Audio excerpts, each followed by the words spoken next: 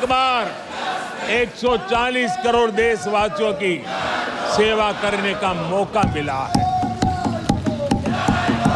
आदरणीय सभापति जी, इस चुनाव ने इस बात को सिद्ध किया है कि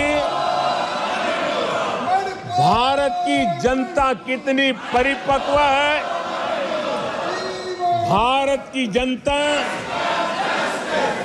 कितने विवेकपूर्ण रूप से और कितने उच्च आदर्शों को लेकर के अपने विवेक का सद्बुद्धि से उपयोग करती है, और उसी का नतीजा है कि आज तीसरी बार हम आपके सामने, देश की जनता के सामने नम्रता पूर्वक सेवा करने के लिए उपस्थित हुए हैं। आदरणीय सभापति जी, देश की जनता ने हमारी नीतियों को देखा है, हमारी नियत, हमारी निष्ठा, उस पर देश की जनता ने भरोसा किया है। आदरणीय सभापति जी, इस चुनाव में हम जनता के बीच एक बड़े संकल्प के साथ देश की जनता के पास आशीर्वाद मांगने के लिए गए थे, और हमने आशीर्वाद मांगा था विकसित भारत के हमारे संकल्प के लिए। हमने विकसित भारत के निर्माण के लिए एक प्रतिबद्धता के साथ, एक शुभ निष्ठा के साथ जन सामान्य का कल्याण करने के इरादे से हम गए थे। जनता ने विकसित भारत के संकल्प को चार चांद लगा करके हमें फिर से एक बार विजयी बना करके देश की जनता की सेवा करने का मौका दिया है।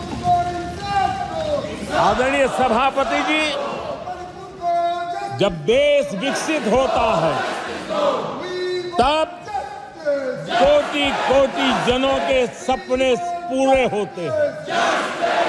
देश जब विकसित होता है तब कोटि कोटि जनों के संकल्प सिद्ध होते हैं।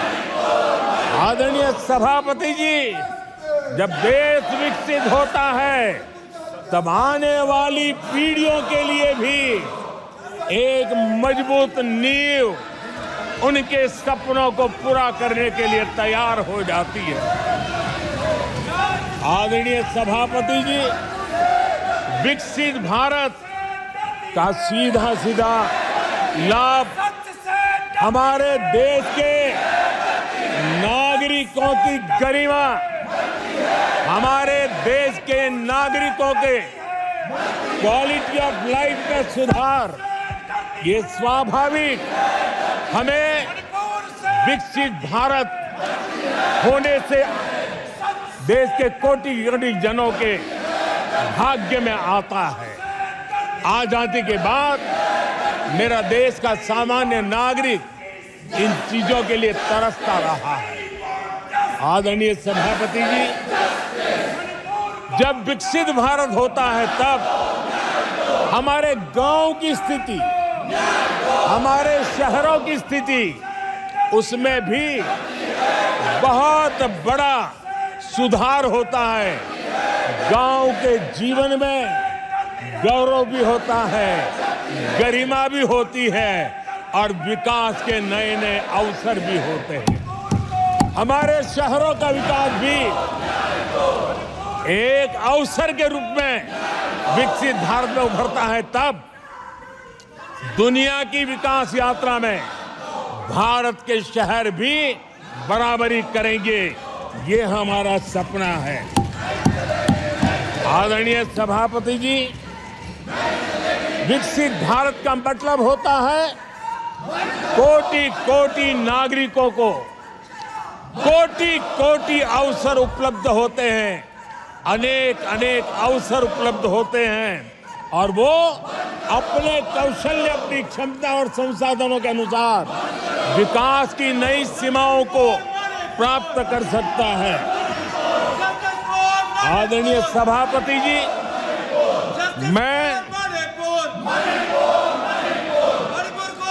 आदरणीय सभापति जी,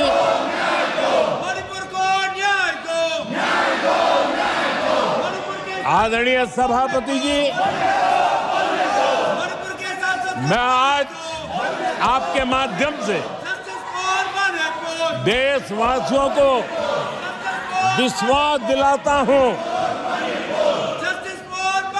मैं देशवासियों को विश्वास दिलाता हूं कि विकसित भारत के जिस संकल्प को लेकर के हम चले हैं, उस संकल्प की पूर्ति के लिए हम भरसक प्रयास करेंगे, पूरी निष्ठा से करेंगे, पूरी ईमानदारी से करेंगे और हमारा समय का पल पल और हमारे शरीर का कण कण हम देशवासियों को विकसित भारत के सपने को पूरा करने के लगाएंगे।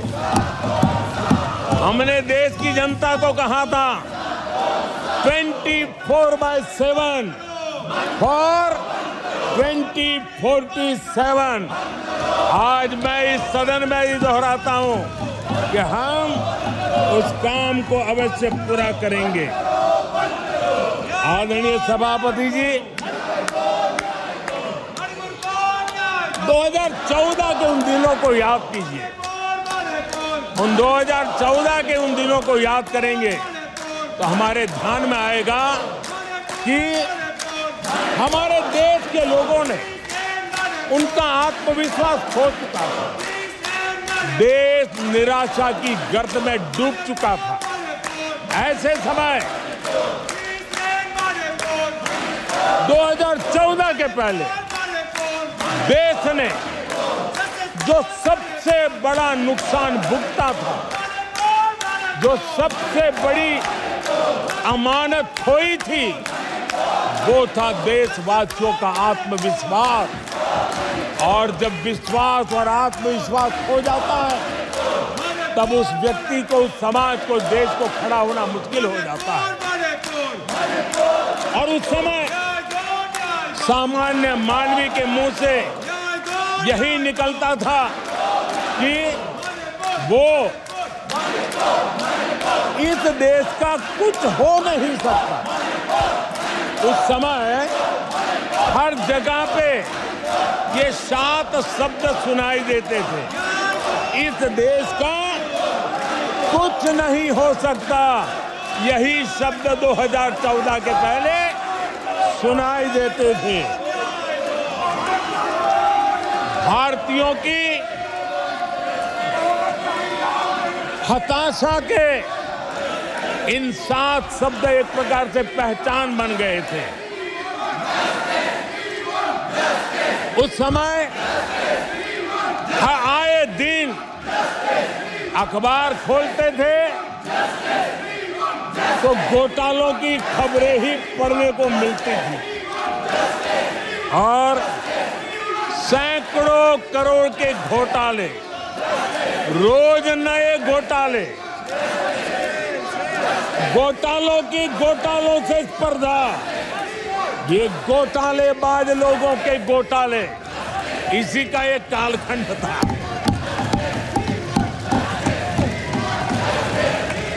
और बेशर्मी के साथ सार्वजनिक रूप से स्वीकार भी कर लिया जाता था कि दिल्ली से 1 रुपया निकलता है तो 15 पैसा पहुंचता है। 1 रुपये में 85 पैसे का घोटाला। इस घोटालों की दुनिया ने देश को निराशा की गर्त में डुबो दिया था। पॉलिसी पैरालिसिस था, फ्रेजाइल 5 में पहुंच चुके थे। भाई भतीजावाद इतना फैला हुआ था कि जिसके लिए सामान्य नौजवान तो आशा छोड़ चुका था कि अगर कोई सिफारिश करने वाला नहीं है तो जिंदगी अटक जाएगी, ये स्थिति पैदा हुई थी। गरीब को घर लेना हो, हजारों रुपए की रिश्वत देनी पड़ती थी। आदरणीय सभापति जी, अरे गैस के कनेक्शन के लिए मेंबर पार्लियामेंट के यहाँ, सांसदों के यहाँ अच्छों को चक्कर काटने पड़ते थे, और वो भी बिना कट के लिए गैस के कनेक्शन नहीं मिलते थे। आदरणीय सभापति जी, मुफ्त राशन भी पता नहीं कब बाजार में दुकान पर बोर्ड लटक जाए, हक का राशन नहीं मिलता था, उसके लिए भी रिश्वत देनी पड़ती थी।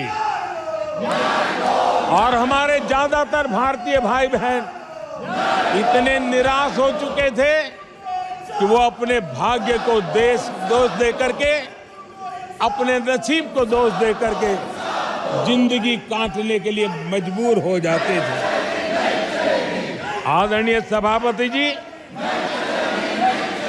वो एक वक्त था 2014 के पहले, जब वो 7 शब्द हिंदुस्तान के जनमन में स्थिर हो चुके थे।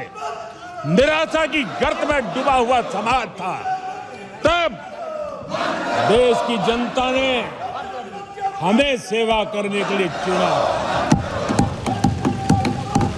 और वो पल देश के परिवर्तित युग का प्रारंभ हो चुका था।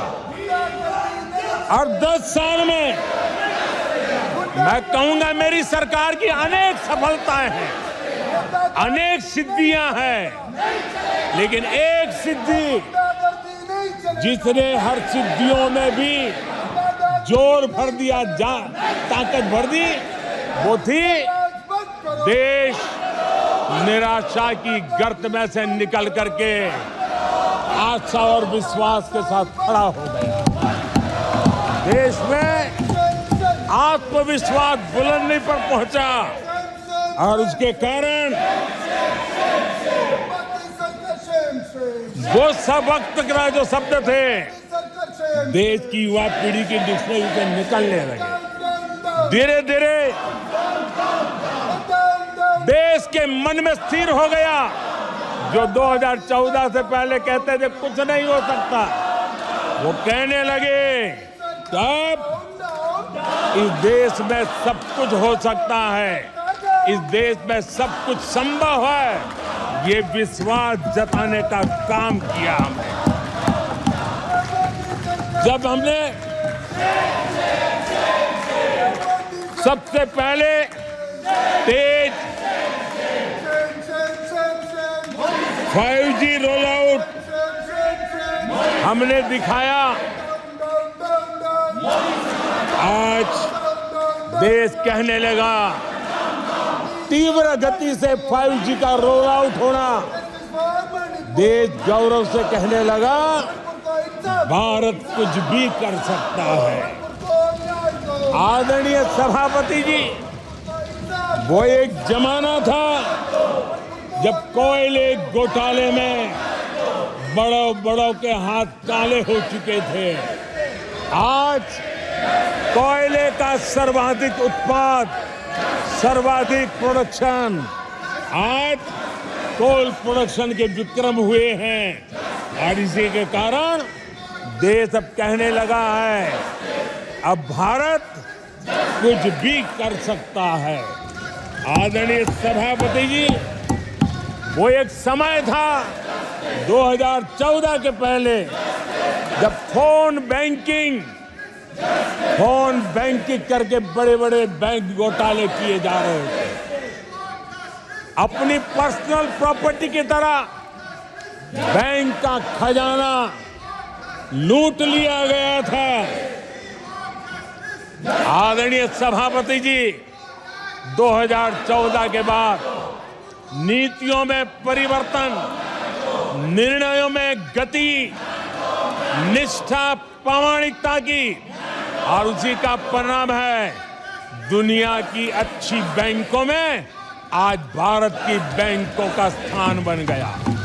आज भारत की बैंक सर्वाधिक मुनाफा करने वाली बैंक बन गई और लोगों की सेवा करने की जगह। आदरणीय सभापति जी, 2014 के पहले वो भी एक वक्त था कि जब आतंकी आकर के जी चाहे वहां, जब चाहे वहां हमला कर सकते थे। 2014 के बाद स्थिति ये बनी कि जब वहां उस समय 14 के पहले निर्दोष लोग मारे जाते थे, हिंदुस्तान के कोने कोने को टारगेट किया जाता था और सरकारें चुपचाप बैठी रहती थी, मुंह तक खोलने को तैयार नहीं थी। आज 2014 के बाद का हिंदुस्तान घर में घुसकर मारता है, सर्जिकल स्ट्राइक करता है, एयर स्ट्राइक करता है और आतंकवाद के आकाओं को भी सबक सिखाने का सामर्थ्य दिखा दिया है।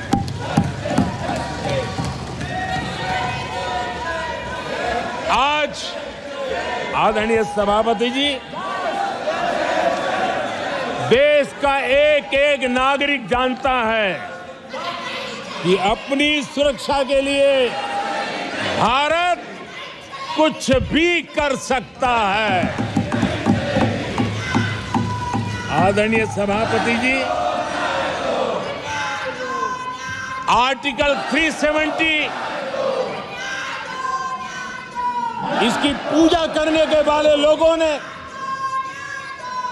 वोट बैंक की राजनीति का हथियार बनाने वालों ने 370 को उसने जम्मू कश्मीर का जो हालात कर दिए थे, वहां के लोगों के अधिकार छीन लिए थे। भारत का संविधान जम्मू की कश्मीर की सीमा में प्रवेश नहीं कर सकता था और यहां संविधान सर पे रख करके नाचने वाले लोग संविधान को जम्मू कश्मीर में लागू करने का हौसला नहीं रखते, बाबा साहब अम्बेडकर का अपमान किया करते थे। और 370 का वो जमाना था, सेनाओं पर पत्थर चलते थे और लोग निराशा में डूब करके कहते थे अब तो जम्मू कश्मीर में कोई हो नहीं सकता है। आज आर्टिकल 370 की दीवार गिरी, पत्थरबाजी बंद है, लोकतंत्र मजबूत है और लोग बढ़ चढ़ करके भारत के संविधान में भरोसा करते हुए, भारत के तिरंगे झंडे पर भरोसा करते हुए, भारत के लोकतंत्र में भरोसा करते हुए बढ़ चढ़ करके मतदान करने के लिए आगे आ रहे हैं। ये साफ साफ दिखाई देता है। आदरणीय सभापति जी, 140 करोड़ देशवासियों में ये विश्वास पैदा होना,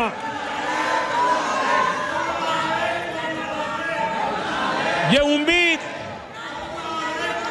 और जब विश्वास जगता है तो विकास का वो ड्राइविंग फोर्स बन जाता है। इस विश्वास ने विकास का ड्राइविंग फोर्स का काम किया है।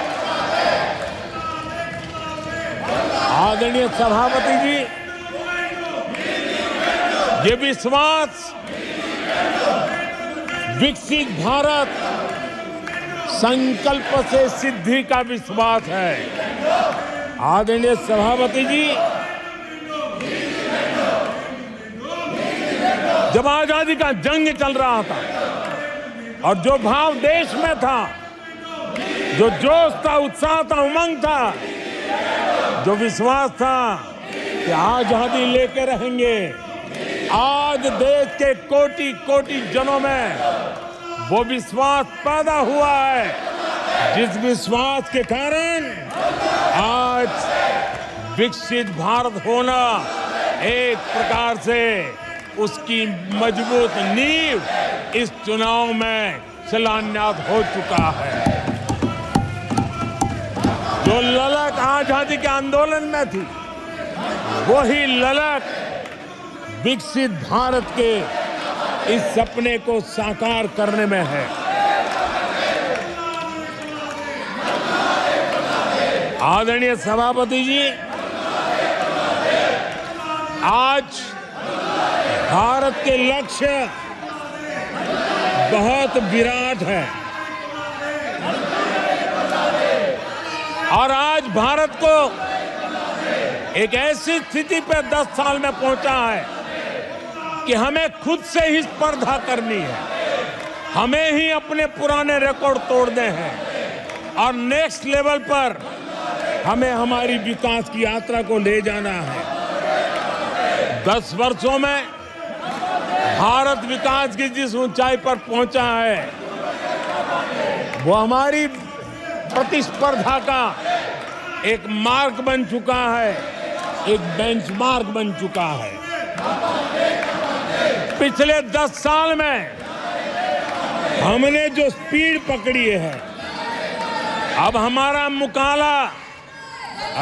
मुकाबला उसी स्पीड को और ज्यादा स्पीड में ले जाने का है और मेरा विश्वास है देश की इच्छा को हम उसी गति से पूरा करेंगे। आदरणीय सभापति जी, हम हर सफलता को, हर सेक्टर को नेक्स्ट लेवल तक ले जाएंगे। आदरणीय सभापति जी, 10 सालों में भारत की इकोनॉमी को 10 साल के अल्पकाल में हम 10 नंबर से इकोनॉमी को 5 नंबर पे ले गए हैं। अब हम नेक्स्ट लेवल पर जाने के लिए जिस गति से निकले हैं, अब हम देश की इकोनॉमी को नंबर 3 पर ले जाएंगे। आदरणीय सभापति जी, 10 सालों में हमने भारत को मोबाइल फोन का बड़ा मैन्युफैक्चरर बना दिया, भारत को मोबाइल फोन का बड़ा एक्सपोर्टर बना दिया। अब यही काम इस हमारे टेन्योर में सेमीकंडक्टर और अन्य सेक्टर्स में हम करने जा रहे हैं। दुनिया के महत्वपूर्ण कामों में जो चिप्स काम में आएगी, वो चिप्स मेरे भारत की मिट्टी में तैयार हुई होगी, मेरे भारत के नौजवानों की बुद्धि का परिणाम होगा, मेरे भारत के नौजवानों के परिश्रम का परिणाम होगा। ये विश्वास हमारे भीतर है। आदरणीय सभापति जी, हम आधुनिक भारत की तरफ भी जाएंगे, हम विकास की नई ऊंचाइयों को, लेकिन हमारी जड़ें जमीन से जुड़ी रहेगी, हमारे पैर देश के जन सामान्य की जिंदगी से जुड़े रहेंगे और हम 4 करोड़ गरीबों के घर बना चुके हैं। आने वाले इस टेन्योर में तेज गति से 3 करोड़ और घर बना करके इस देश में किसी को भी घर के बिना रहना ना पड़े, ये हम देखेंगे। आदरणीय सभापति जी,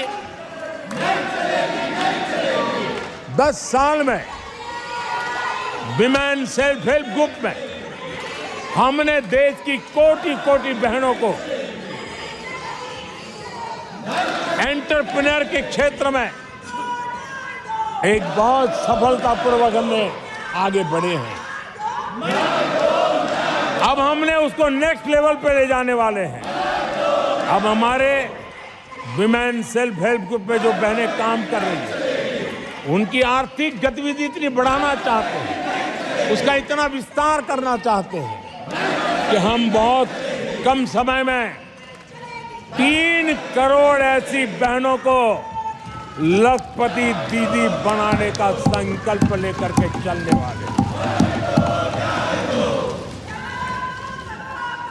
आदरणीय सभापति जी, मैंने पहले भी कहा है, आज मैं फिर से दोहराऊं, हमारी तीसरी टर्म में इसका मतलब है हम 3 गुना स्पीड से काम करेंगे। हमारी तीसरी टर्म का मतलब है हम 3 गुना शक्ति लगाएंगे। हमारी तीसरी टर्म का मतलब है हम देशवासियों को 3 गुना परिणाम ला करके देंगे।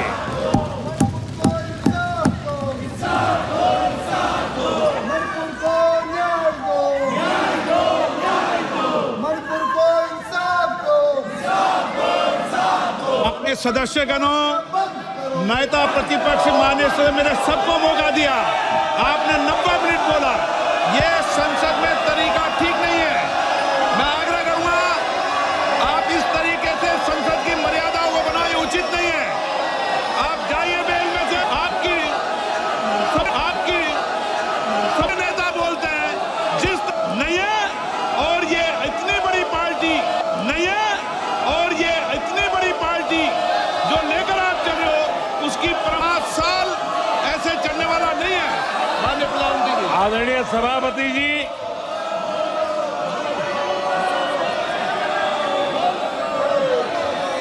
आदरणीय सभापति जी, एनडीए का तीसरी बार सरकार में आना एक ऐतिहासिक घटना है। आजादी के बाद ये सौभाग्य दूसरी बार इस देश में आया है और 60 साल के बाद आया है। इसका मतलब ये सिद्धि पाना कितना कठोर परिश्रम के बाद होता है, कितना अभूतपूर्व विश्वास संपादन होने के बाद होता है। ऐसे ही ये राजनीति के खेल से नहीं होता है, जनता जनार्दन की सेवा से प्राप्त आशीर्वाद से होता है। आदरणीय सभापति जी, जनता ने हमें स्थिरता और निरंतरता, इसके लिए जनादेश दिया है।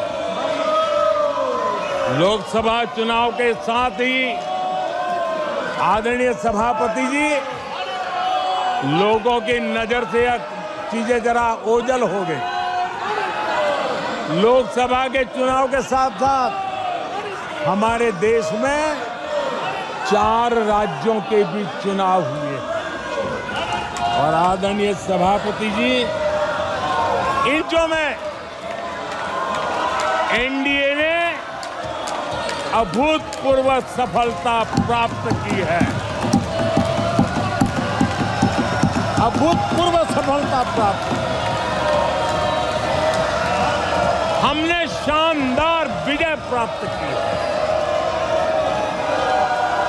महाप्रभु जगन्नाथ सरकार बनाई है। अभी 6 महीने पहले ही आदरणीय सभापति जी, आपका होम स्टेट राजस्थान, मध्य प्रदेश और छत्तीसगढ़ में हमने प्रचंड विजय पाया है। आदरणीय सभापति जी, हमें नए नए क्षेत्रों में जनता का प्यार मिल रहा है, जनता का आशीर्वाद मिल रहा है। आदरणीय सभापति जी, बीजेपी ने केरला में इस बार खाता खोला है और बड़े गर्व के साथ केरल से हमारे सांसद हमारे साथ बैठते हैं। तमिलनाडु में कई सीटों पर बीजेपी ने दमदार उपस्थिति दर्ज की है। कर्नाटक, यूपी और राजस्थान में पिछली बार की तुलना में बीजेपी का वोट परसेंट बढ़ा है। आने वाले समय में 3 राज्यों में चुनाव है। जिन राज्यों में चुनाव है उसमें से 3 की मैं बात करता हूं। महाराष्ट्र, हरियाणा और झारखंड, यहां चुनाव आ रहे हैं। आदरणीय सभापति जी, पिछली विधानसभा में इन 3 राज्यों में हमें जितने वोट मिले थे, इस लोकसभा चुनाव में इन 3 राज्यों में मैं उससे भी ज्यादा वोट मिले हैं। आदरणीय सभापति जी, पंजाब में भी हमारा भूतपूर्व प्रदर्शन रहा है और हमें बढ़त मिली है।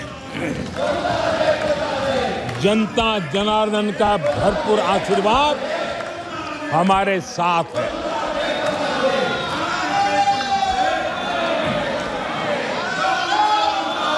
आदरणीय सभापति जी, 24 के चुनाव में कांग्रेस के लिए भी इस देश की जनता ने जनादेश दिया है और इस देश की जनादेश है कि आप वहीं बैठिए,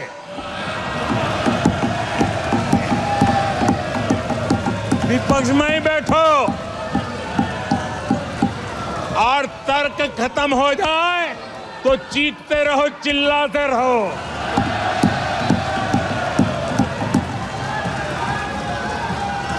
आदरणीय सभापति जी, कांग्रेस के इतिहास का ये पहला मौका है जब लगातार 3 बार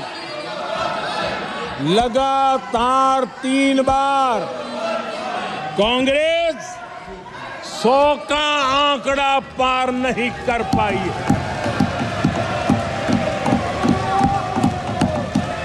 कांग्रेस के इतिहास में ये तीसरी सबसे बड़ी हार है,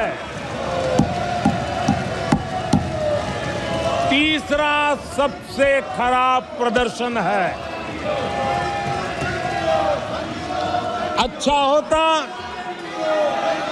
कांग्रेस अपनी हार स्वीकार करती, जनता जनार्दन के आदेश को सर आंखों पर चढ़ाती, आत्ममंथन करती, लेकिन ये तो कुछ शीर्षासन करने में लगे हुए हैं।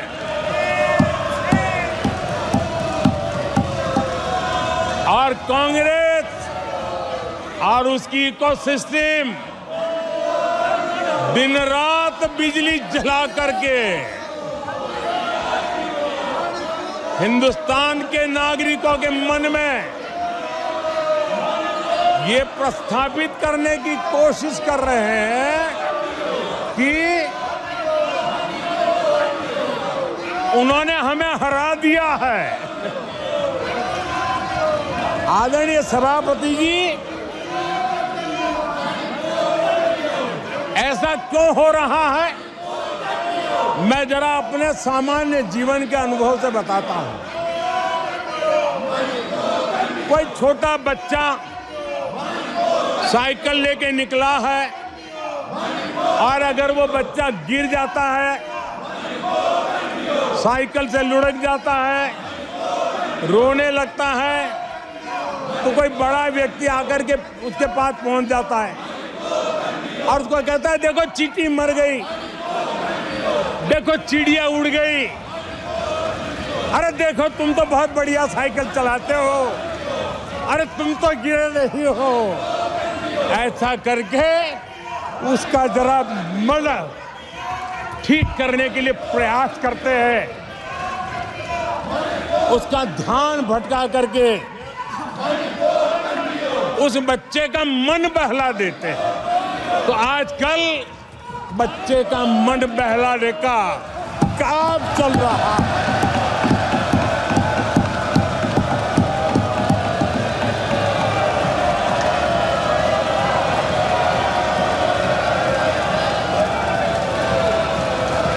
और कांग्रेस के लोग और उनका इकोसिस्टम आजकल ये मन बहलाने का काम कर रहा है। आदरणीय सभापति जी, 1984 उस चुनाव को याद कीजिए। उसके बाद इस देश में 10 लोकसभा के चुनाव हुए। 10 लोकसभा के चुनाव हुए। 84 के बाद 10 लोकसभा के चुनाव होने के बावजूद भी कांग्रेस 250 के आंकड़े को छू नहीं पाई है।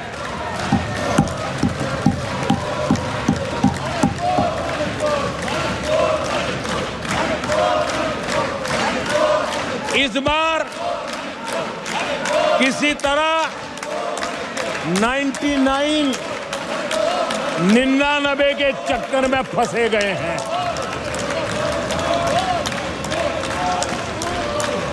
आदरणीय सभापति जी, मुझे एक किस्सा याद आता है।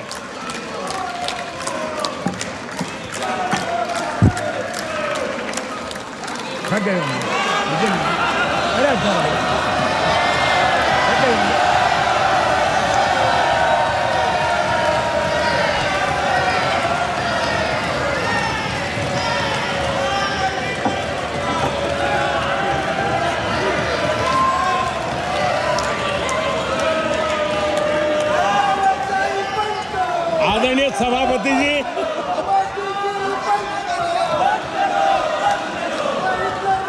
मुझे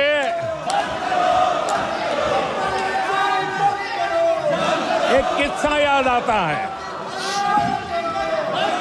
आदरणीय सभापति जी, मुझे एक किस्सा याद आता है। 99 मार्क्स लेकर एक बालक घमंड में घूम रहा था और देश सबको दिखाता था, देखो कितने ज्यादा मार्क्स आए हैं। तो लोग भी जब 99 सुनते थे तो शाबाशी देते थे, बहुत उसको हौसला बुलंद करते थे। तो फिर उनके टीचर आए कि भाई किस बात की मिठाई बांट रहे हो, ये 100 में से 99 नहीं लाया, ये तो 543 में से लाया है।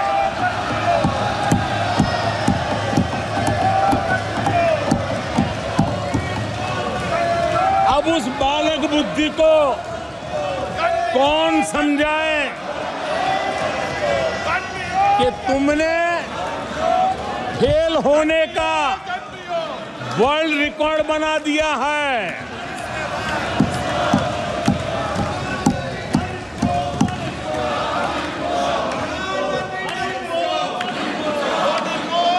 कांग्रेस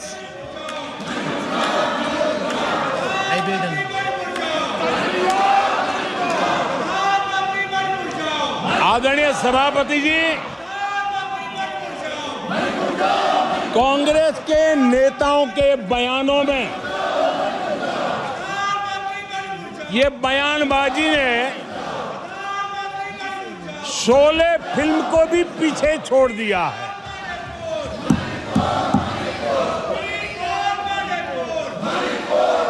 आप सबको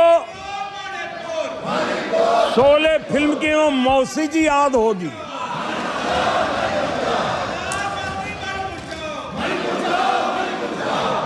तीसरी बार तो हारे हैं, पर मौसी, ये बात तो सही है, तीसरी बार ही तो हारे हैं, पर मौसी मोरल विक्ट्री तो है ना। आदरणीय सभापति जी, 13 राज्यों में 0 सीटें आई हैं। अरे मौसी, 13 राज्यों में 0 सीटें आई हैं, पर हीरो तो है ना।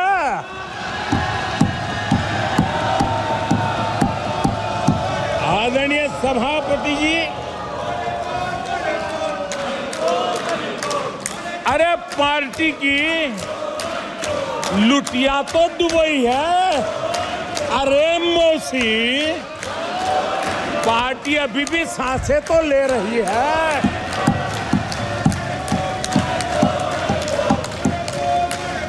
मैं कांग्रेस के लोगों को कहूंगा, जनादेश को फर्जी जीत के जश्न में मत दबाओ। जनादेश को फर्जी जीत के नशे में मत दबाओ, उस जश्न में मत दबाओ। ईमानदारी से देशवासियों के जनादेश को जरा समझने की कोशिश करो, उसे स्वीकार करो।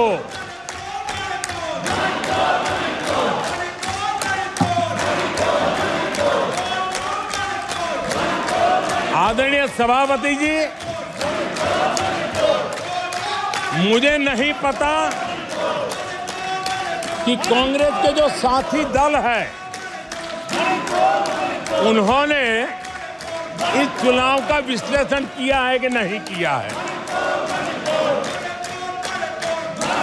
ये चुनाव इन साथियों के लिए भी एक संदेश है। आदरणीय सभापति जी, अब कांग्रेस पार्टी 2024 से एक परजीवी कांग्रेस पार्टी के रूप से जानी जाएगी। 2024 से जो कांग्रेस है, वो परजीवी कांग्रेस है। और परजीवी वो होता है जो जिस शरीर पर उस शरीर के साथ रहता है, ये परजीवी उसी को ही खाता है। कांग्रेस भी जिस पार्टी के साथ गठबंधन करती है, उसी के वोट खा जाती है और अपनी सहयोगी पार्टी की कीमत पर वो फलती फूलती है। और इसलिए कांग्रेस परजीवी कांग्रेस बन चुकी है। मैं जब परजीवी कह रहा हूं तो तथ्यों के आधार पर कह रहा हूं। आदरणीय सभापति जी, मैं कुछ आंकड़े आपके माध्यम से सदन को और इस सदन के माध्यम से देश के सामने रखना चाहता हूं। जहां जहां भाजपा और कांग्रेस का सीधा मुकाबला था, या जहां कांग्रेस मेजर पार्टी थी और साथी के पास 1, 2, 3 सीटें थी, वहां कांग्रेस का स्ट्राइक रेट सिर्फ और सिर्फ 26% है, 26% है। लेकिन जहां किसी का पल्लू पकड़ करके चलते थे, जहां वो जूनियर पार्टनर थे, किसी दल ने उनको कुछ दे दिया मौका। ऐसे राज्यों में कांग्रेस जहां जूनियर पार्टनर थी, उनका स्ट्राइक रेट 50% है और कांग्रेस की 99 सीटों में से ज्यादातर सीटें उनके सहयोगियों ने उनको जिताया है।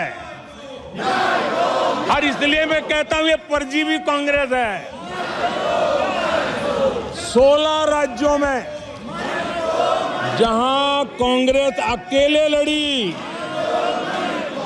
वहां उसका वोट शेयर इस चुनाव में गिर चुका है। आदरणीय सभापति जी, गुजरात, छत्तीसगढ़ और मध्य प्रदेश, इन 3 राज्यों में जहां कांग्रेस अपने दम पर लड़ी और 64 में से 64 में से सिर्फ 2 सीट जीत पाई है। 64 में से 2। इसका साफ मतलब है कि इस चुनाव में कांग्रेस पूरी तरह परजीवी बन चुकी और अपने सहयोगी दलों के कंधे पर उन्होंने चढ़ करके ये सीटों का आंकड़ा बढ़ाया है। अगर कांग्रेस ने अपने सहयोगियों के जो वोट खाए हैं, वो अगर न खाए होते तो लोकसभा में उनके लिए इतनी सीटें जीत पाना भी बहुत मुश्किल था।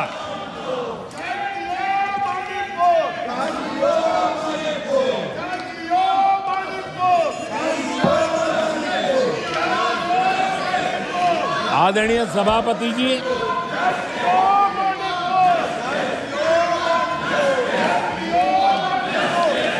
ऐसे समय एक अवसर आया। देश ने विकास के रास्ते को चुना है। देश ने विकसित भारत के सपने को साकार करने का मन बना लिया है। तब भारत को एकजुट होकर समृद्धि का नया सफर तय करना है। ऐसे समय ये देश का दुर्भाग्य है कि हिंदुस्तान में 6 दशक तक राज करने वाली कांग्रेस पार्टी अराजकता फैलाने में जुटी हुई है। ये दक्षिण में जाकर उत्तर के लोगों के खिलाफ बोलते हैं, ये उत्तर में जाकर के पश्चिम के खिलाफ जहर उगलते हैं, पश्चिम के लोगों के खिलाफ बोलते हैं, महापुरुषों के खिलाफ बोलते हैं।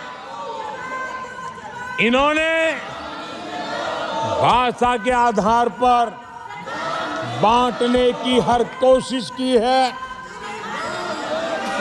जिन नेताओं ने देश के हिस्से को भारत से अलग करने की वकालत की थी, उनको संसद की टिकट देने तक का दुर्भाग्य हमें देखना पड़ा, जो कांग्रेस पार्टी ने पाप किया। कांग्रेस पार्टी खुलेआम एक जाति को दूसरी जाति के खिलाफ लड़ाने के लिए रोज नई नैरेटिव गढ़ रही है, नए तय अफवाहें फैला रही है। आदरणीय सभापति जी, देश के एक हिस्से के लोगों को हीन बताने की प्रवृत्ति का भी कांग्रेस के लोग बढ़ावा दे रहे हैं। आदरणीय सभापति जी, कांग्रेस देश में आर्थिक अराजकता फैलाने की दिशा में भी सोची समझी चाल चल रही है। चुनाव के दौरान जो बातें की गई राज्यों में, उनके राज्यों में जिस प्रकार से आर्थिक कदम ये उठा रहे हैं, ये वो रास्ता आर्थिक अराजकता की तरफ देश को घसीटने वाला है। उनके राज्य देश पर आर्थिक बोझ बन जाए, ये खेल जानबूझ करके खेला जा रहा है। मंचों से साफ साफ घोषणा की गई, अगर इनके मन का परिणाम नहीं आया, 4 जून को देश में आग लगा दी जाएगी, लोग इकट्ठे होंगे, अराजकता फैलाएंगे। ये अधिकृत रूप से आह्वान किए गए, ये अराजकता फैलाना इनका मकसद है। भारत की लोकतांत्रिक प्रक्रिया को सवालों के घेरे में लाकर अराजकता फैलाने का प्रयास किया गया है।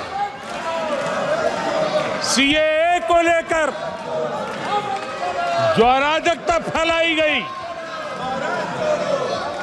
देश के लोगों में गुमराह करने का जो खेल खेला गया, पूरी इकोसिस्टम इस बात को बल देती रही ताकि उनके राजनीतिक मकसद पूरे हो। आदरणीय सभापति जी, देश को दंगों में झोंकने के भी कुत्सित प्रयास पूरे देश ने देखे हैं। आदरणीय सभापति जी,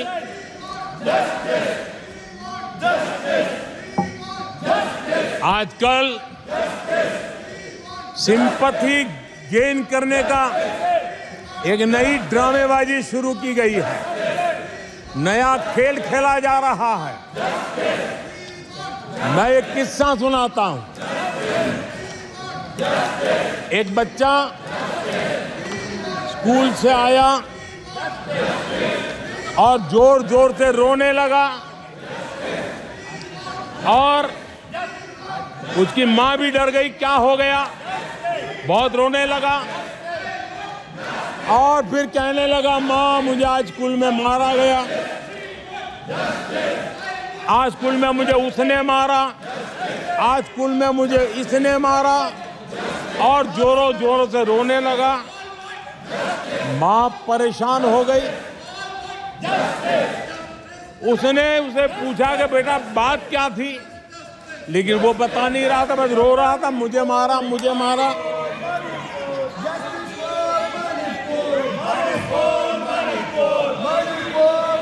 बच्चा ये नहीं बता रहा था कि आज स्कूल में उस बच्चे ने किसी बच्चे को मां की गाली दी थी। उसने ये नहीं बताया किसी बच्चे की किताबें उसने फाड़ दी थी। उसने ये नहीं बताया कि उसने टीचर को चोर कहा था। उसने ये नहीं बताया कि किसी का टिफिन चुरा करके खा गया था। हमने कल सदन में यही बचकाना हरकत देखी है। कल यहां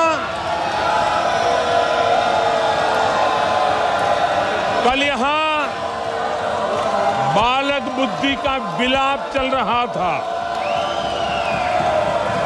मुझे मारा गया, मुझे इसने मारा, मुझे उसने मारा, मुझे यहां मारा, मुझे वहां मारा।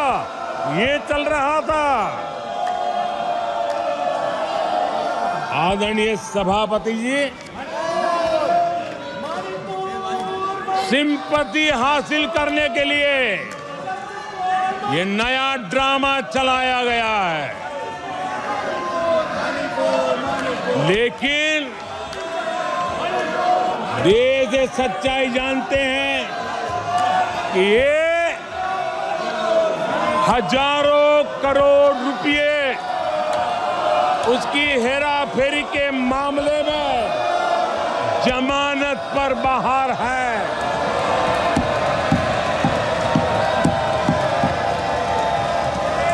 ये ओबीसी वर्ग के लोगों को चोर बताने के मामले में सजा पा चुके हैं। इनको देश की सर्वोच्च अदालत पर गैर जिम्मेदाराना बयान देने के बाद माफी मांगनी पड़ी है। इन पर महान स्वातंत्र सेनानी वीर सावरकर जैसे महान व्यक्तित्व का अपमान करने का मुकदमा है। इन पर देश की सबसे बड़ी पार्टी के अध्यक्ष को हत्यारा कहने का मुकदमा चल रहा है। इन पर अनेक नेताओं, अधिकारियों, संस्थानों पर झूठ बोलने के गंभीर आरोप है और वो केस चल रहे हैं। आदरणीय सभापति जी, बालक बुद्धि में ना बोलने का ठिकाना होता है और न ही बालक बुद्धि में व्यवहार का कोई ठिकाना होता है। और जब ये बालक बुद्धि पूरी तरह सवार हो जाती है तो सदन में भी किसी के गले पड़ जाते हैं। ये बालक बुद्धि अपनी सीमाएं खो देती है तो सदन के अंदर बैठ करके आंखें मारते हैं, आंखें मारते हैं। इनकी सच्चाई आदरणीय सभापति जी अब पूरा देश समझ गया है। इसलिए आज देश इनसे कह रहा है तुमसे नहीं हो पाएगा, तुमसे ना हो पाएगा।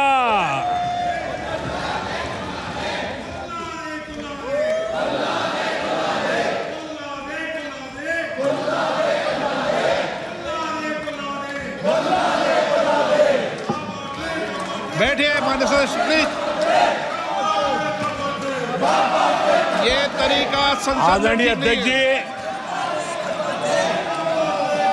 तुलसीदास जी कह गए हैं,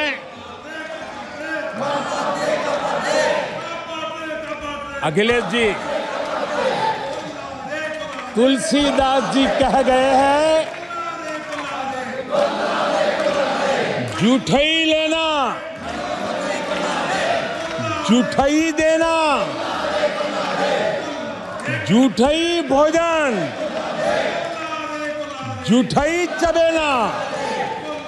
तुलसीदास जी ने कहा है जूठई लेना जूठई देना, जूठई भोजन जूठई चबेना। कांग्रेस ने झूठ को राजनीति का हथियार बनाया। कांग्रेस के मुंह झूठ लग गया है। जैसे वो आदमखोर एनिमल होता है ना, जिसको लहू मुंह पे लग जाता है, वैसे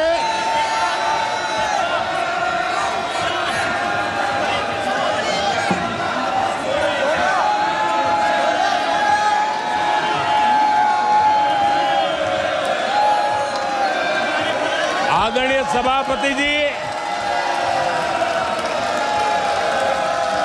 कांग्रेस के मुंह झूठ का खून लग गया है।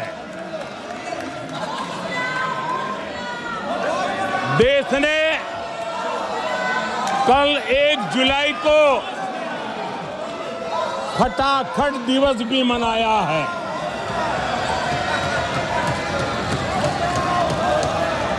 एक जुलाई को लोग अपने बैंक अकाउंट चेक कर रहे थे कि 8,500 रुपए आए कि नहीं आए। ये झूठ नैरेटिव का परिणाम देखिए। इसी चुनाव में कांग्रेस ने देशवासियों को गुमराह किया। माताओं बहनों को हर महीने 8,500 रुपये देने का झूठ। इन माताओं के बहनों के दिलों को जो चोट लगी है ना, वो श्राप बन करके ये कांग्रेस को तबाह करने वाली है। आदरणीय सभापति जी, ईवीएम को लेकर झूठ, संविधान को लेकर झूठ, आरक्षण को लेकर झूठ, उससे पहले राफेल को लेकर झूठ, HAL को लेकर के झूठ, LIC को लेकर के झूठ, बैंकों को लेकर झूठ, कर्मचारियों को भी भड़काने के प्रयास हुए। हौसला तो इतना बढ़ गया कि कल सदन को भी गुमराह करने का प्रयास हुआ। कल अग्निवीर को लेकर सदन में झूठ बोला गया। कल यहां भरपूर असत्य बोला गया कि MSP नहीं दिया जा रहा। अध्यक्ष जी, संविधान की गरिमा से खिलवाड़ ये सदन का दुर्भाग्य है। और अनेक बार लोकसभा में जीत करके आए लोग सदन की गरिमा के साथ खिलवाड़ करें, ये शोभा नहीं देता है। आदरणीय सभापति जी, जो दल 60 साल तक यहां बैठा है,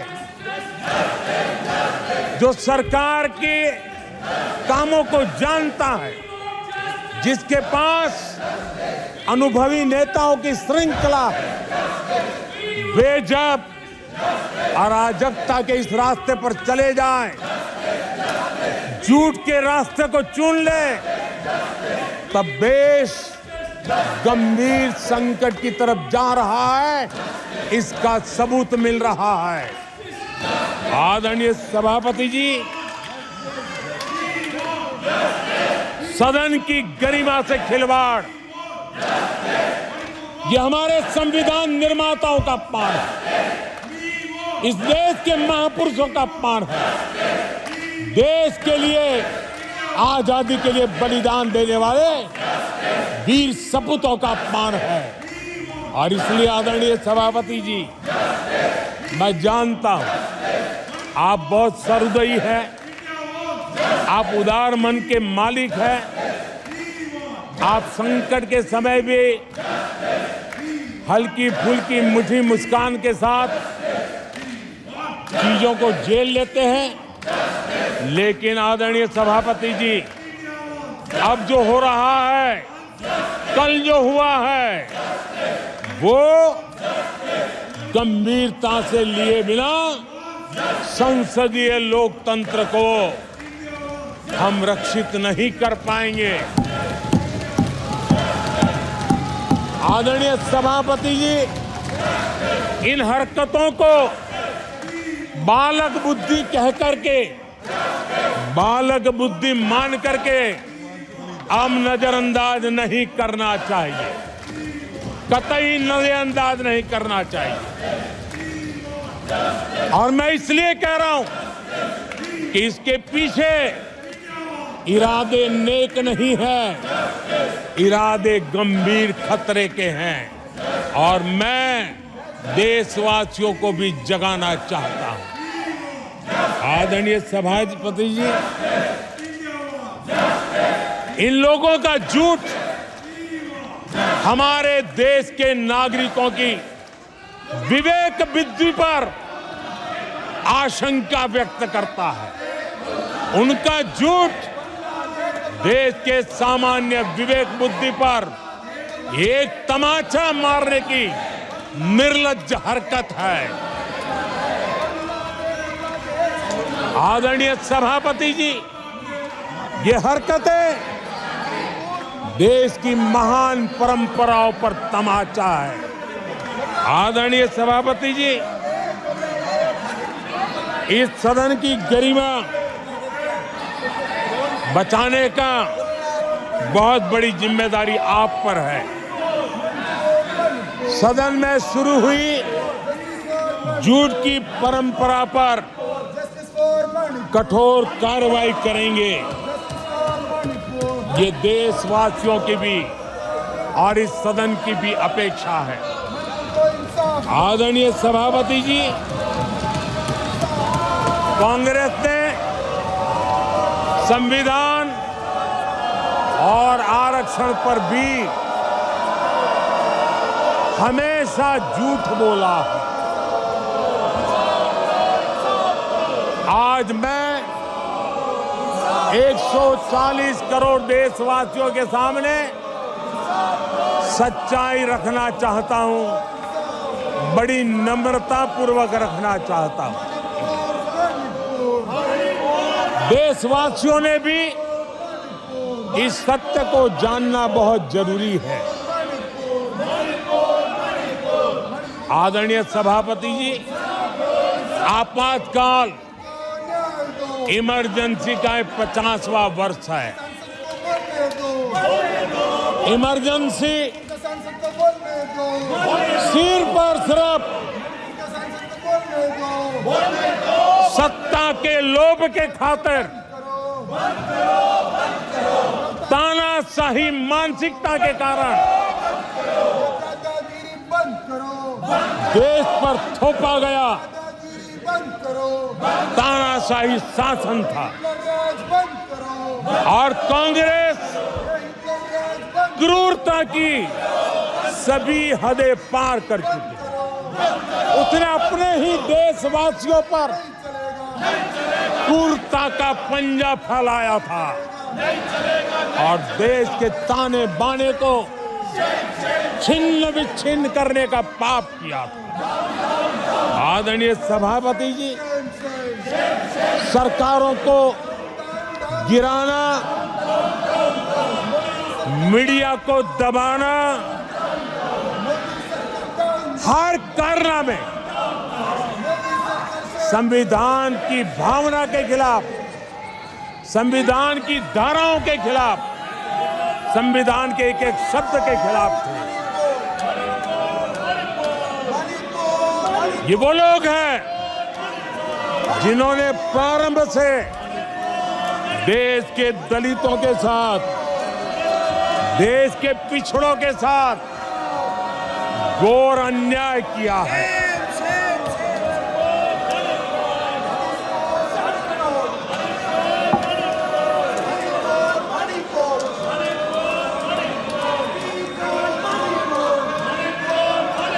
आदरणीय सभापति जी, संविधान की धाराओं के खिलाफ, संविधान के एक एक शब्द के खिलाफ थे। ये वो लोग हैं जिन्होंने प्रारंभ से देश के दलितों के साथ, देश के पिछड़ों के साथ घोर अन्याय किया है।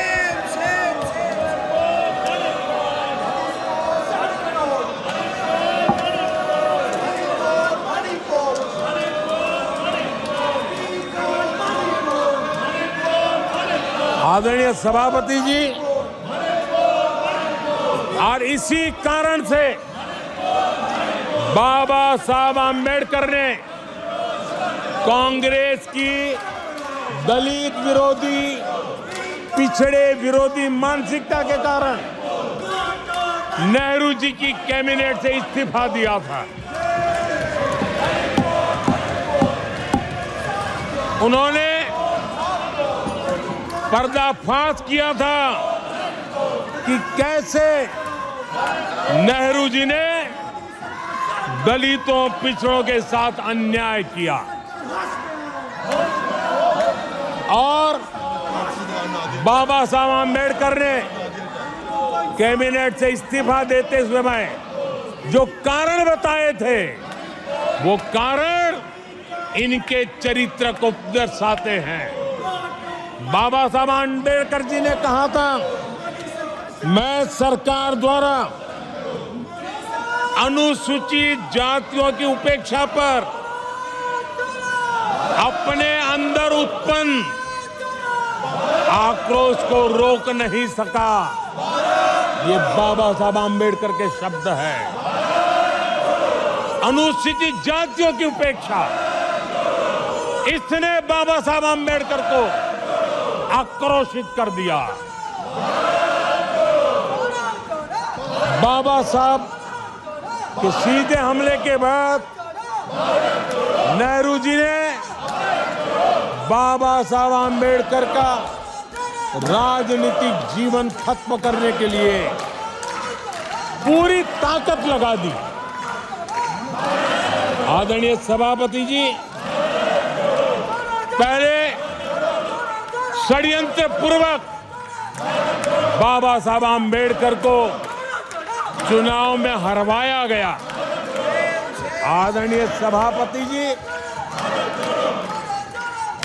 हराया इतना ही नहीं, उन्होंने बाबा साहब आम्बेडकर के इस पराजय की, उसका जश्न मनाया, खुशी मनाई और खुशी उन्होंने व्यक्त की। आदरणीय सभापति जी, एक पत्र में ये लिखित है इस खुशी का। आदरणीय सभापति जी, बाबा साहब की तरह ही दलित नेता बाबू जगजीवन राम जी को भी उनका हक नहीं दिया गया। इमरजेंसी के बाद जगजीवन राम जी का पीएम बनने की संभावना थी। इंदिरा गांधी जी ने पक्का किया कि जगजीवन राम जी किसी भी हालत में पीएम न बने, और एक किताब में लिखा गया है कि किसी भी कीमत पर जगजीवन राम प्रधानमंत्री नहीं बनने चाहिए। अगर बन गए तो वो हटेंगे नहीं जिंदगी पर। ये इंदिरा जी गांधी का कोट उस किताब में है। कांग्रेस ने चौधरी चरण सिंह जी के साथ भी यही व्यवहार किया, उनको भी नहीं छोड़ा था। पिछड़ों के नेता, कांग्रेस पार्टी के अध्यक्ष बिहार के सपूत सीताराम केसरी के साथ भी अपमानित व्यवहार करने का पाप इसी कांग्रेस ने किया।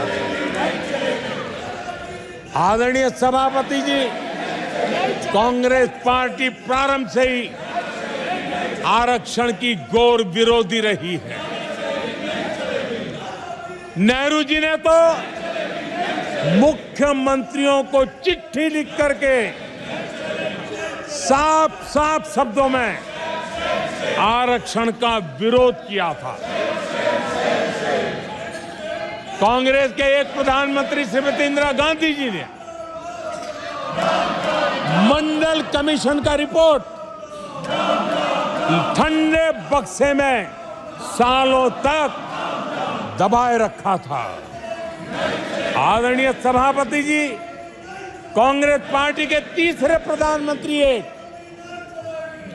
श्रीमान राजीव गांधी, और जब विपक्ष में थे उनका सबसे लंबा भाषण आरक्षण के खिलाफ था। वो आज भी संसद के रिकॉर्ड में उपलब्ध है। और इसलिए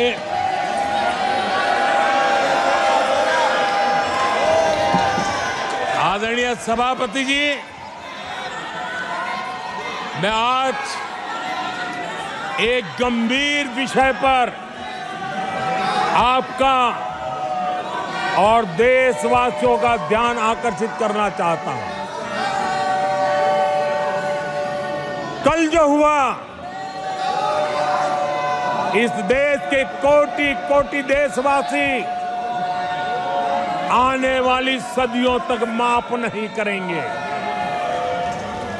आदरणीय सभापति जी, 131 साल पहले, 131 ईयर पहले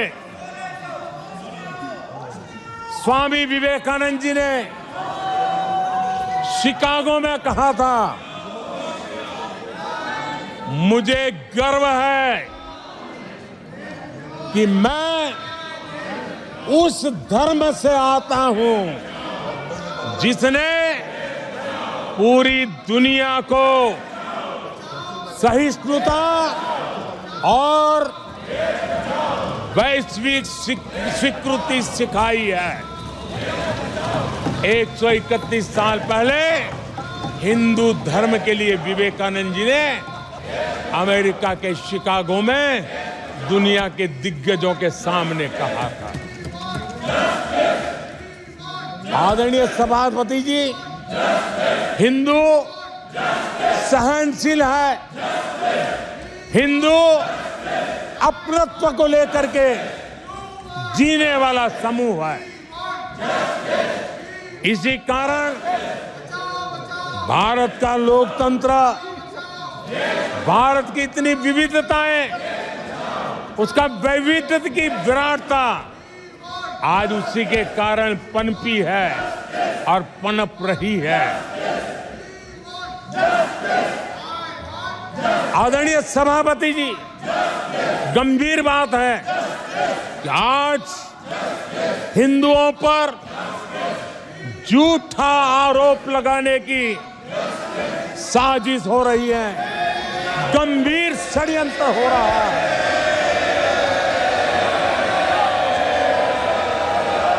आदरणीय सभापति जी,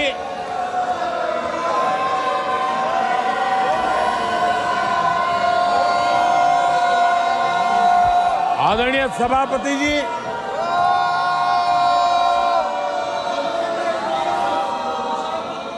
ये कहा गया हिंदू हिंसक होते हैं? ये है आपके संस्कार, ये है आपका चरित्र, ये है आपकी सोच, ये है आपकी नफरत इस देश के हिंदुओं के साथ। ये करने में आदरणीय सभापति जी, ये देश शताब्दियों तक इसे भूलने वाला नहीं है।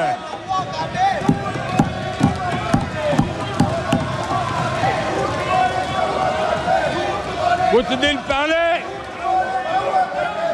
हिंदुओं में जो शक्ति की कल्पना है, उसके विनाश की घोषणा की गई थी। आप किस शक्ति की विनाश की बात करते हैं? ये देश सदियों से शक्ति का उपासक है। ये मेरा बंगाल माँ दुर्गा की पूजा करता है, शक्ति की उपासना करता है। ये बंगाल माँ काली की उपासना करता है, समर्पित भाव से करता है। आप उस शक्ति के विनाश की बातें करते हो। ये वो लोग हैं जिन्होंने हिंदू आतंकवाद ये शब्द गढ़ने की कोशिश की थी।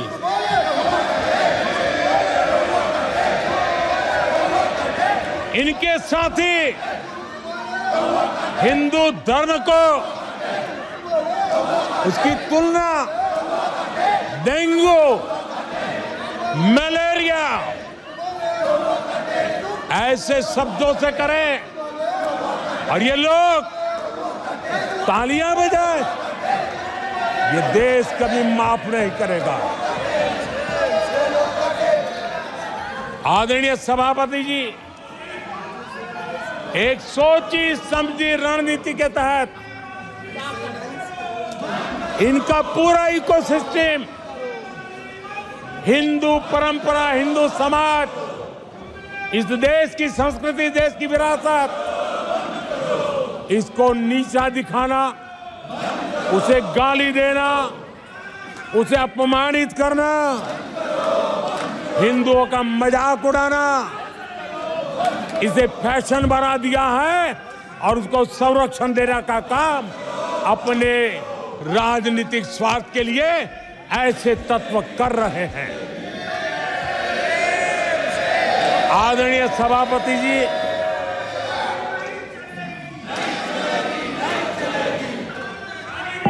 माननीय सदस्य प्लीज। आदरणीय सभापति जी,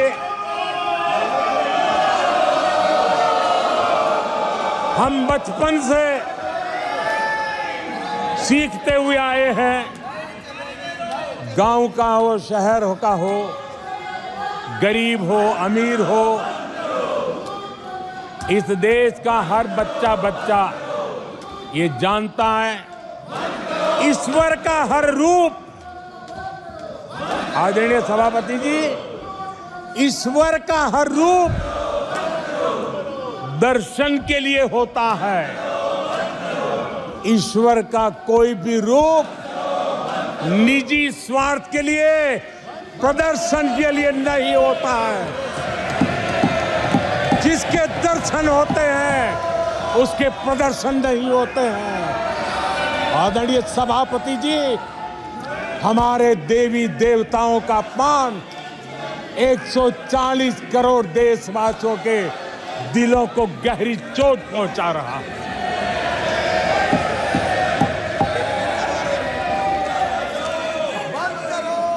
निजी राजनीतिक स्वार्थ के लिए ईश्वर के रूपों का इस प्रकार से खेल, आदरणीय सभापति जी, ये देश कैसे माफ कर सकता है? आदरणीय सभापति जी, सदन के कल के दृश्यों को देख करके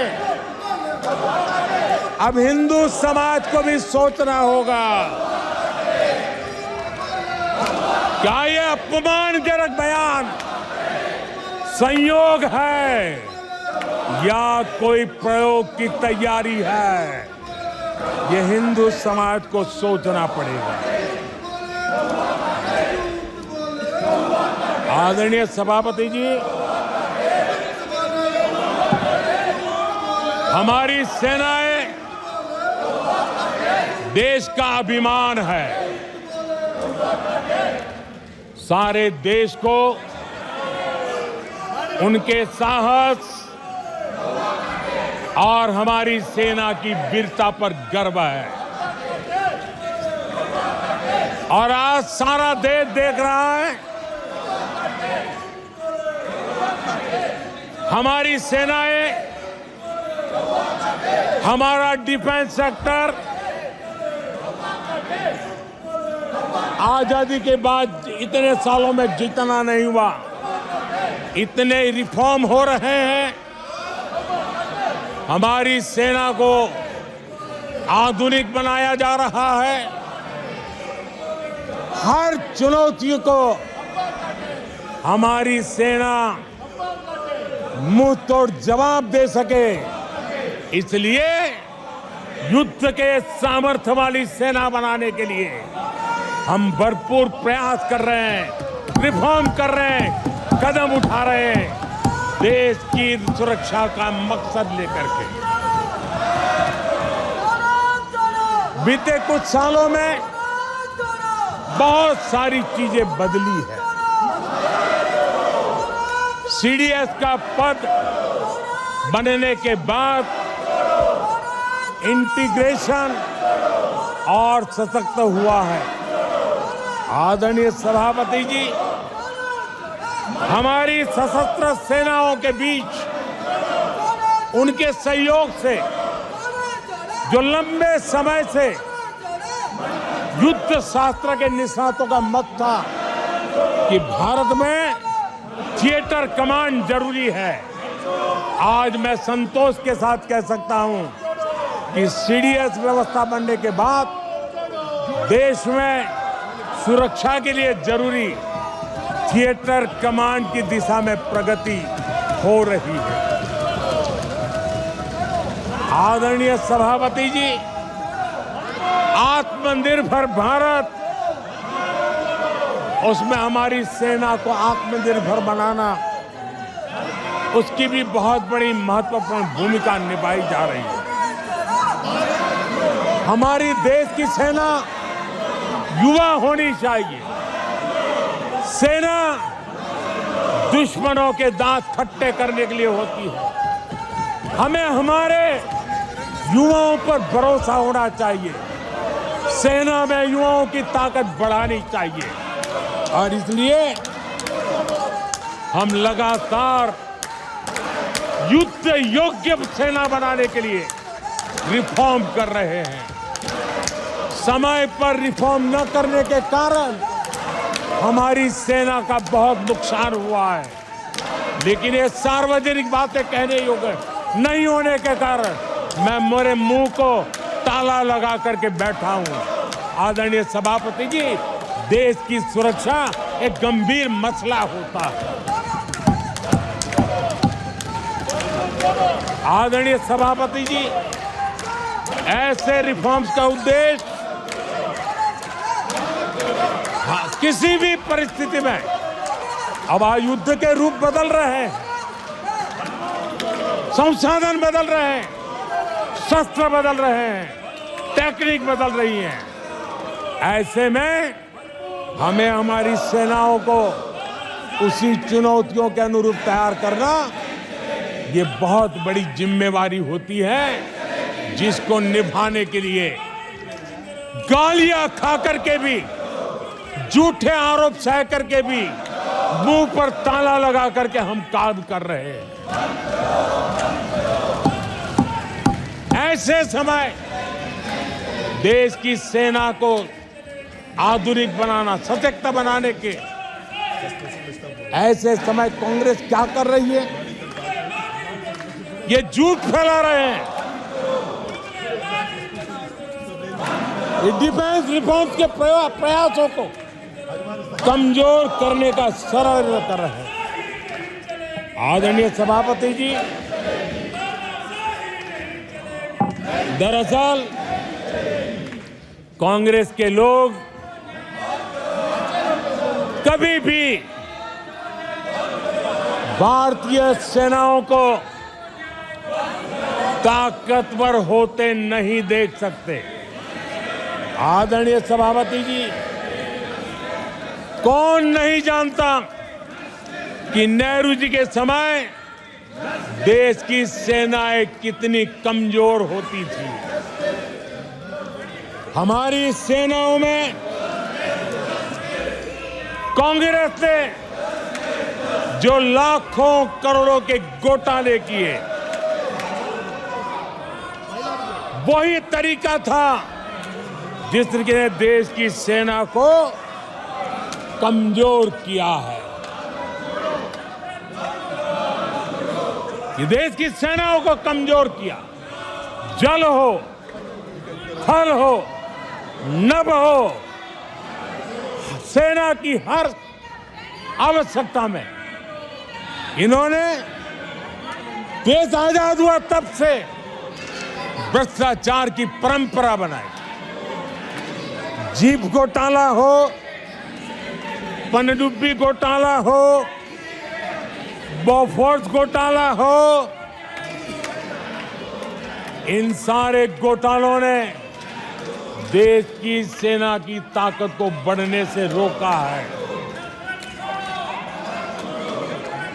वो भी एक वक्त था आदरणीय सभापति जी, कांग्रेस के जमाने में हमारी सेनाओं के पास बुलेट प्रूफ जैकेट भी नहीं हुआ करते थे।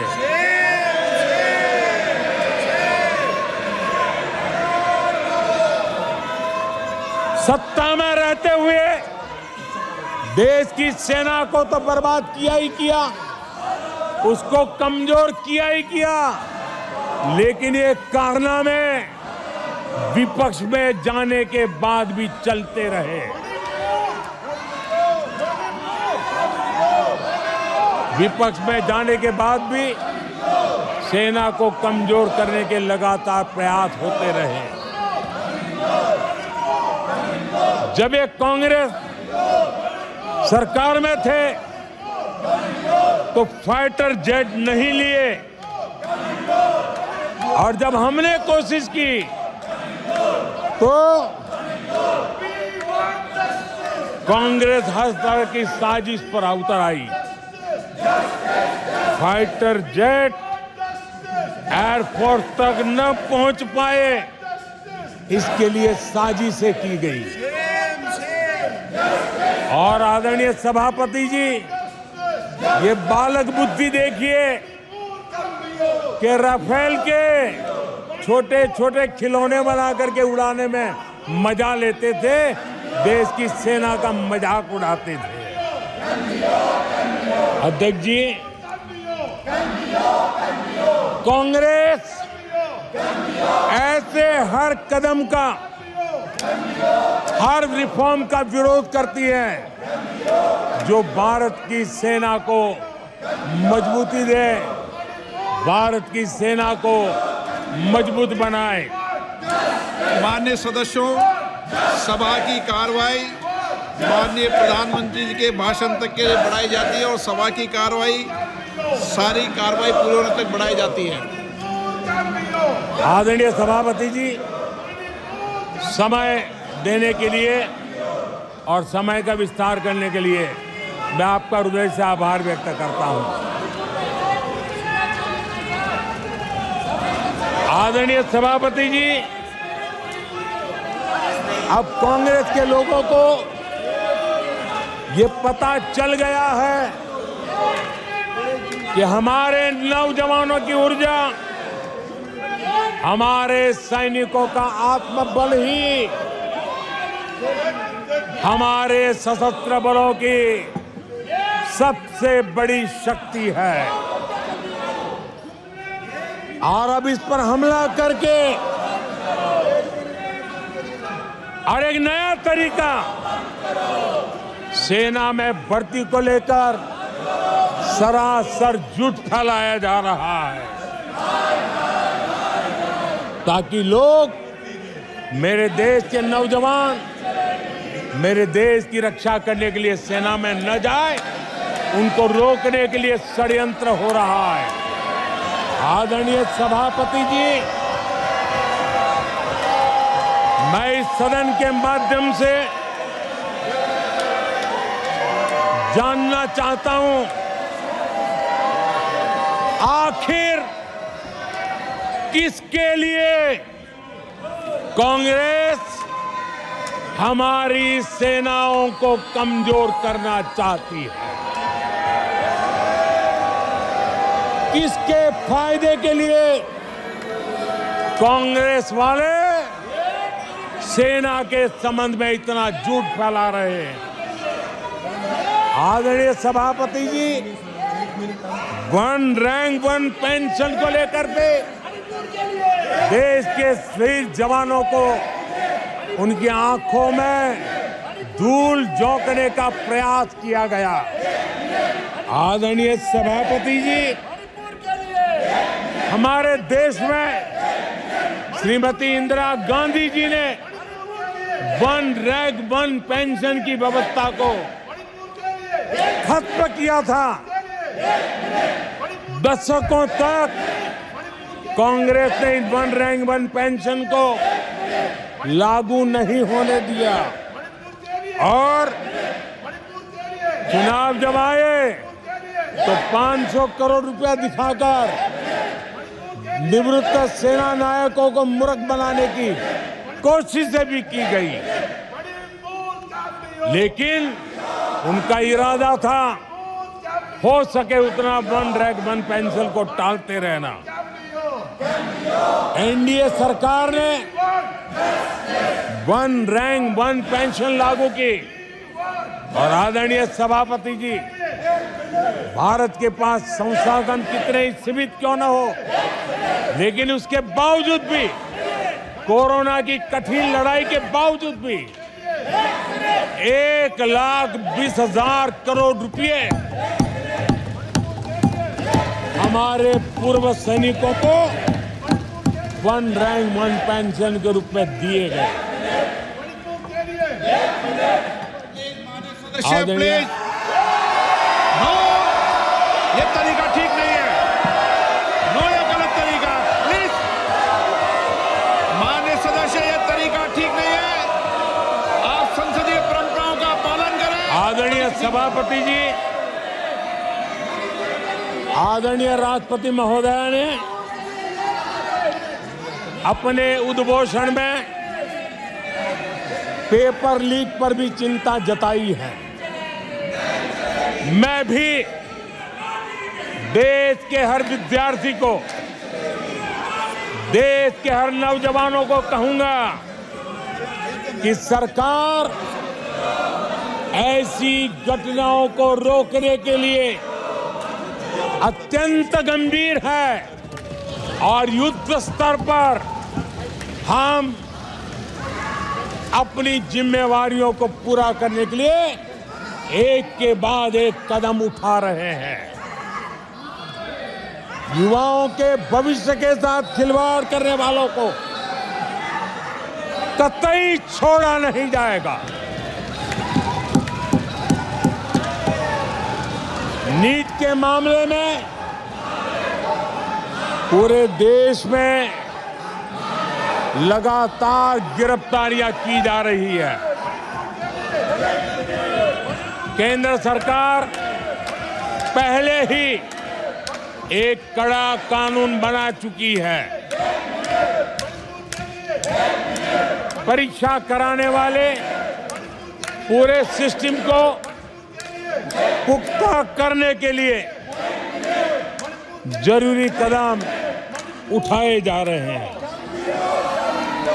आदरणीय सभापति जी, एनडीए सरकार ने बीते 10 वर्षों में विकास को अपना सबसे बड़ा संकल्प बनाया है।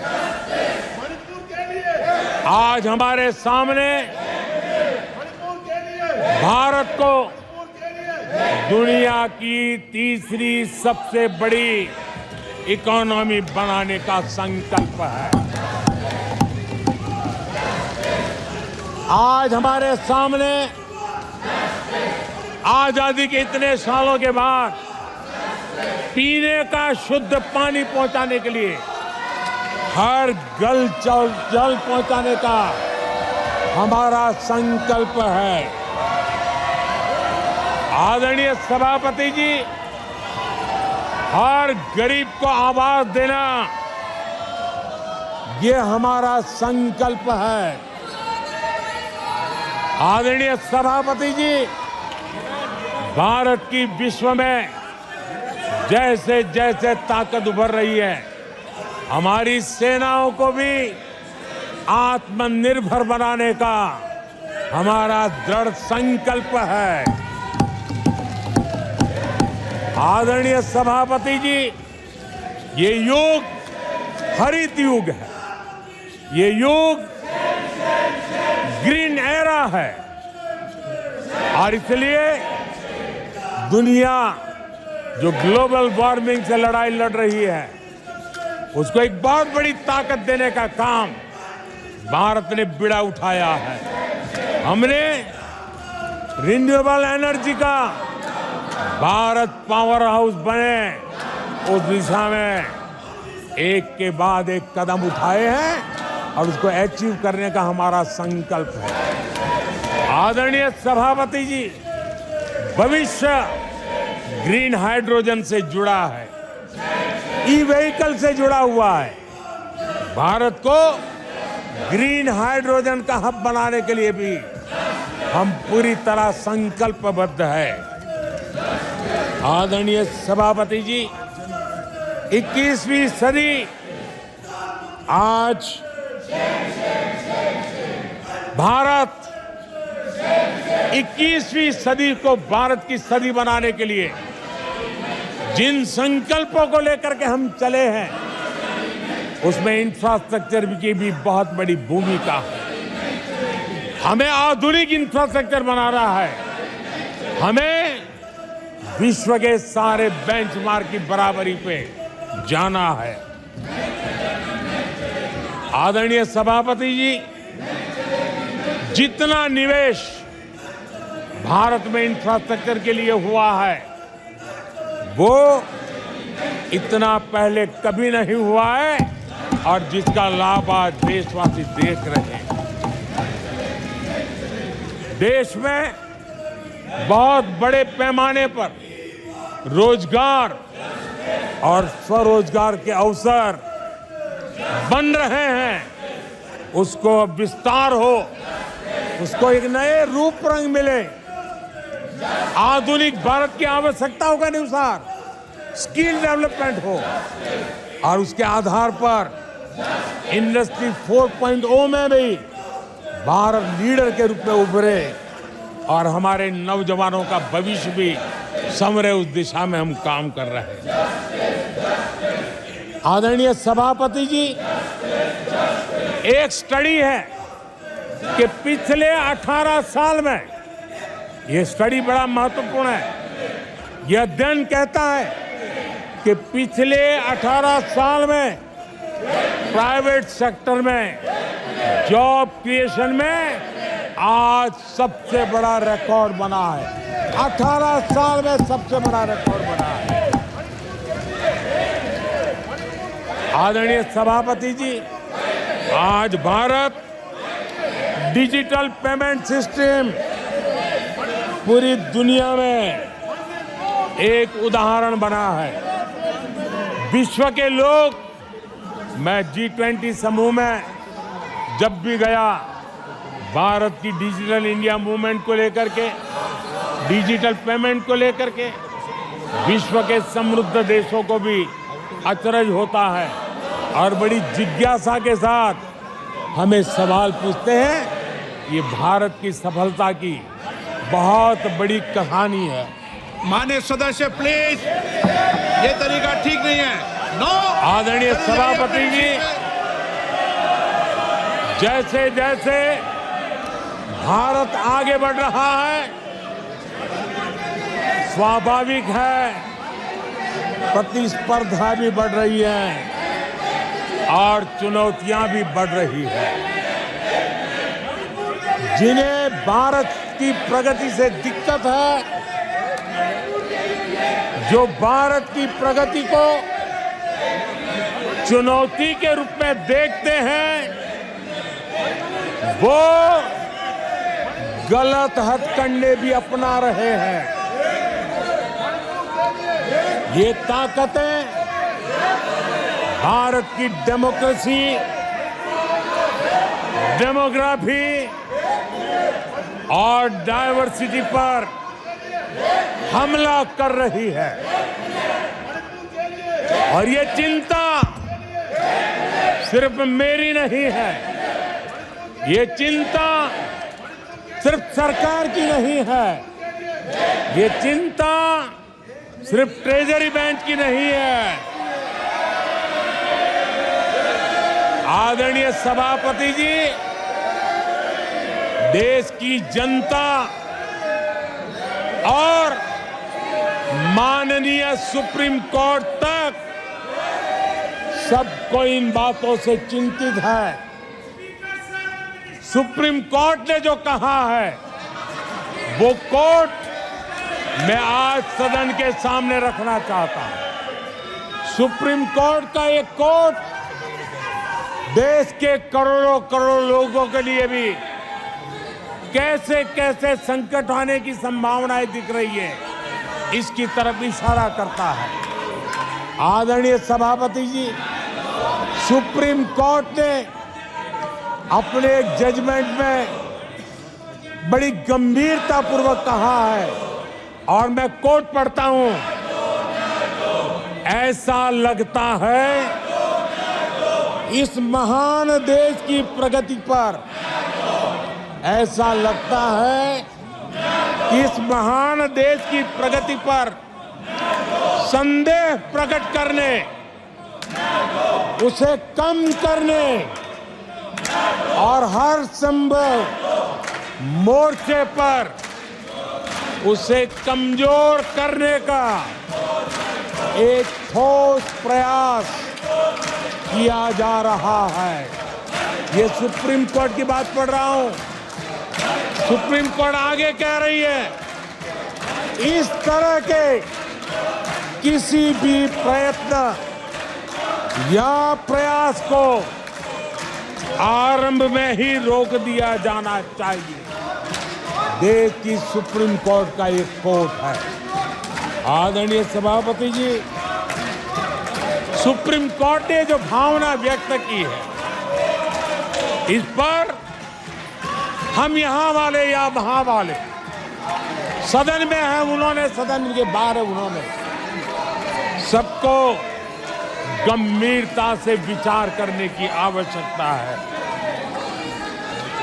आदरणीय सभापति जी, भारत में भी कुछ लोग हैं जो ऐसी ताकतों की मदद कर रहे हैं। देशवासियों को ऐसी ताकतों से सतर्क रहने की जरूरत है।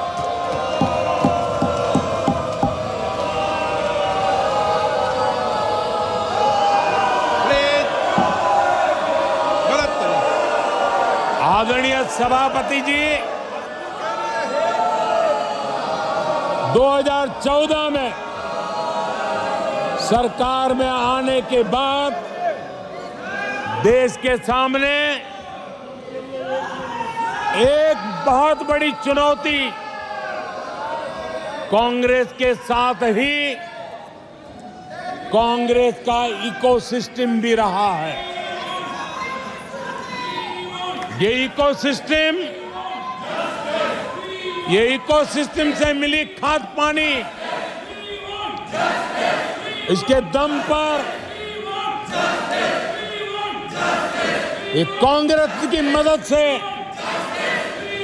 ये इकोसिस्टम 70 साल तक फला फूला है। मैं आज सभापति जी इस इकोसिस्टम को चेतावनी देता हूं। मैं इस इकोसिस्टम को चेताना चाहता हूं।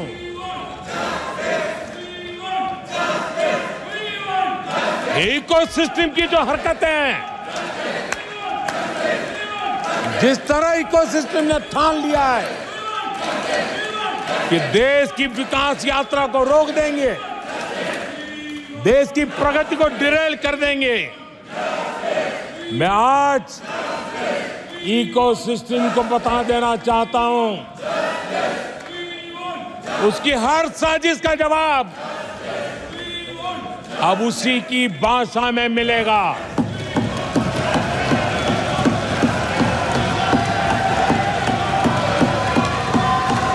यह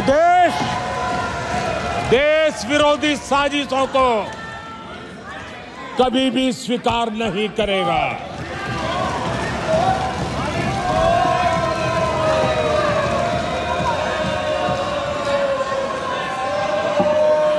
आदरणीय सभापति जी,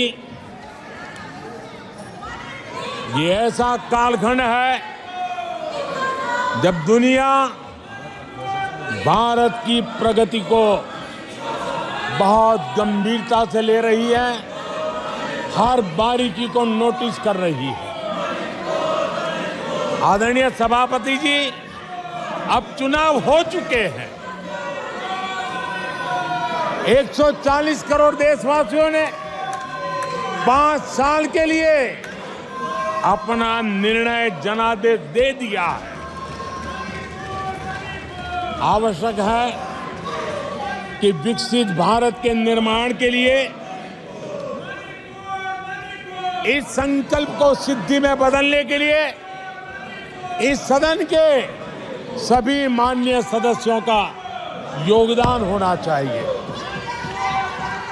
मैं उन सबको निमंत्रित करता हूं कि विकसित भारत के संकल्प को पूर्ण करने के लिए आप भी जिम्मेवारी के साथ आगे आइए। देश हित के विषय पर हम साथ चले, मिलकर के चलें और देशवासियों की आशा आकांक्षाओं को पूरा करने में हम कोई कमी न रहने दें। आदरणीय सभापति जी, पॉजिटिव राजनीति भारत के इस कालखंड में बहुत आवश्यक है और मैं हमारे साथी पक्षों को भी कहना चाहूंगा, इंडी गठबंधन के पक्ष के लोगों को कहना चाहूंगा कि आप आइए मैदान में, गुड गवर्नेंस पर स्पर्धा करें। जहां जहां आपकी सरकारें हैं वो एनडीए की सरकारों के साथ गुड गवर्नेंस पर स्पर्धा करें, डिलीवरी में स्पर्धा करें, लोगों की आकांक्षा पूरी करने पर स्पर्धा करें। देश का भला होगा, आपका भी भला होगा। आदरणीय सभापति जी, आप अच्छे कामों के लिए एनडीए के साथ स्पर्धा करें। आप रिफॉर्म्स के मामले में हिम्मत करें। जहां जहां आपकी सरकारें हैं वो रिफॉर्म से कदम बढ़ाएं और वो विदेशी निवेश को आकर्षित करें। अपने अपने राज्यों में विदेशी निवेश ज्यादा आए, इसके लिए प्रयास करें। उनको ये अवसर है, उनके पास राज्यों में कुछ सरकारें हैं और इसके लिए वो भाजपा की सरकारों से स्पर्धा करें, एनडीए की सरकारों से स्पर्धा करें, सकारात्मक स्पर्धा करें। जिन लोगों को जहां सेवा करने का मौका मिला है वहां पे वे रोजगार के लिए स्पर्धा करें। कौन सरकार ज्यादा रोजगार देती है उस स्पर्धा के लिए मैदान में आए, एक तंदुरुस्त स्पर्धा हो। साथ ही आदरणीय सभापति जी, हमारे यहां भी कहा है कि गहना कर्मणो गति ही, गहना कर्मणो गति है, यानी कर्म की गति गहन है। इसलिए आक्षेप, झूठ, फरेब, डिबेट ऐसी जीतने के बजाय कर्म से, कुशलता से, समर्पण भाव से, सेवा भाव से जरा लोगों के दिल जीतने के लिए कोशिश होनी चाहिए। आदरणीय सभापति जी, मैंने